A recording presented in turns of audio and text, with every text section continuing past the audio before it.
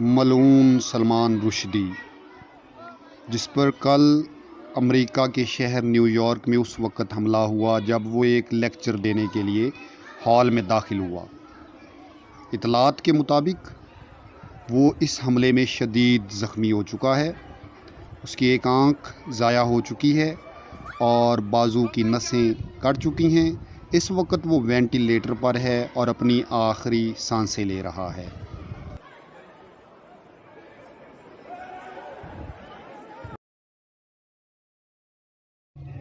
یہ ملعون سلمان رشدی، جو موجودہ دور کا ابو جہل اور ابو الخبائث ہے، یہ انڈیا میں پیدا ہوا، ایک ناولسٹ ہے۔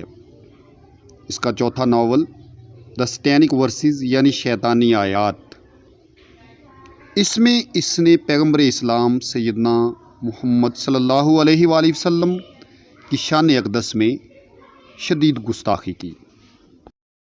اس اخلاق باختہ انسان نے سینکڑوں عورتوں کے ساتھ ناجائز تعلقات استوار کر رکھے تھے۔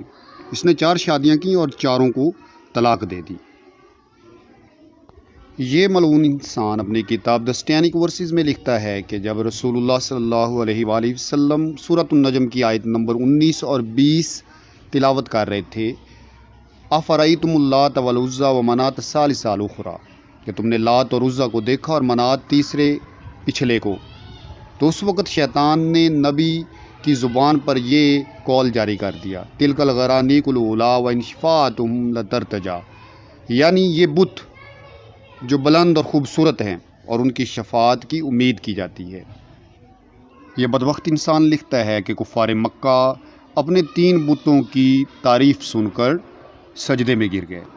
گویا یہ بدبخت یہ ثابت کرنا چاہتا ہے کہ پیغمبر اکرم نعوذ باللہ وہ داستان گو، افسانہ گو تھے اور شیطان ان پر حاوی تھا اور شیطانی وسوسے کا شکار ہو جاتے تھے۔ پیغمبر اسلام کی طرف منسوب کیے گئے اس واقعے کی کوئی حقیقت نہیں ہے، یہ جھوٹ پر مبنی اور غیر معتبر واقعہ ہے۔ نبی اکرم کی طرف منسوب اس واقعے کا حقیقت کے ساتھ بالکل کوئی تعلق نہیں ہے، یہ من گھڑت اور جھوٹ پر مبنی واقعہ ہے جو سراسر اس خبیث سلمان رشدی کے ذہن کی اختراع ہے۔ ہاں، البتہ مشہور مفسر ابن کثیر نے اپنی تفسیر میں یہ لکھا ہے کہ جب سورۃ النجم کی 19ویں اور 20ویں آیات کی تلاوت کی جا رہی تھی تو مشرکین کو یہ لگا کہ رسول اللہ ان کے بتوں کی تعریف کر رہے ہیں۔ اب لگنے میں اور کہنے میں زمین آسمان کا فرق ہے۔ ہم بحیثیت مسلمان یہ مانتے ہیں کہ نبی اکرم صلی اللہ علیہ وآلہ وسلم کی ذات اقدس ہر طرح کی خطا سے معصوم تھی۔ آپ صلی اللہ علیہ وآلہ وسلم زندگی کے کسی لمحے میں بھی شیطانی وسوسے میں نہیں آئے۔ آپ صلی اللہ علیہ وآلہ وسلم کی زبان پر وہی جاری ہوا جو حق تھا اور جو اللہ کی طرف سے تھا۔ لیکن اس بدبخت انسان نے ایک غیر معتبر اور جھوٹ پر مبنی روایت کو بنیاد بنا کر پورے قرآن کی توہین کی، رسول اللہ صلی اللہ علیہ وآلہ وسلم کی توہین کی، صحابہ اکرام کی توہین کی، امہات المومنین کی توہین کی اور اسلام کو ایک جھوٹا اور افسانوی اور واقعات پر، داستانوں پر مبنی دین قرار دے دیا۔ اس کی یہ کتاب دا سٹینک ورسز دنیا بھر میں وجہ تنازع بن گئی۔ نہ صرف مسلمان بلکہ یہودی اور عیسائی بھی اس کے خلاف احتجاج میں پیش تھے۔ ان احتجاجوں میں سینکڑوں لوگ شہید ہوئے۔ اس کتاب کے پیش نظر ایران کے امام خمینی رحمۃ اللہ علیہ نے یہ فتویٰ جاری کیا کہ اس شخص کو، اس ملعون کو جو قتل کرے گا اس کو $3 ملین انعام کے طور پر دیا جائے گا۔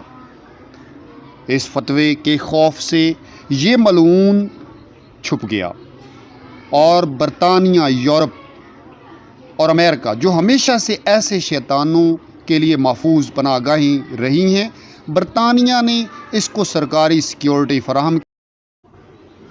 جب ملالہ یوسفزئی کو یورپ اور امریکہ نے سر پر اٹھایا تو اس ملعون سلمان رشدی اور گستاخ رسول ملونہ تسلیمہ نسرین نے ملالہ یوسفزئی سے ملاقات کی تھی، اور اس ملاقات پر ملالہ یوسفزئی نے فخر کا اظہار کیا تھا،